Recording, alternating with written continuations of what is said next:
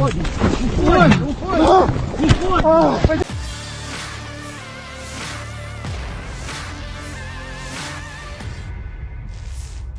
Kamis 23 Maret 2023, sebuah video viral di media sosial Telegram.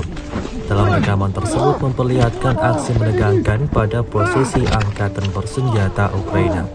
Mereka yang sedang beroperasi seketika panik dan kelang kabut, merangkak masuk ke dalam lubang persembunyian, hindari serangan yang tiba pada posisi mereka. Seperti yang terlihat dalam rekaman, setelah berhasil mengamankan diri, suara rencana serangan Rusia masih terdengar, membuat tentara Ukraina ketar-ketir.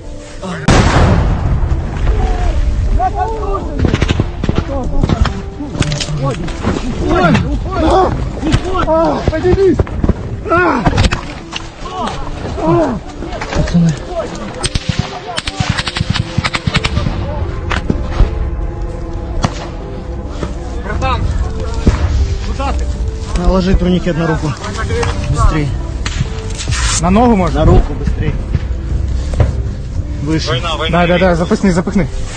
Rusia melaporkan secara total 403 pesawat Ukraina, 224 helikopter, 3.528 UAV, 414 sistem rudal anti pesawat dieliminir sejak awal operasi khusus.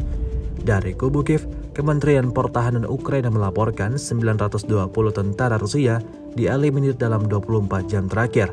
Total 167.490 prajurit Rusia meninggal sejak awal konflik hingga ke 392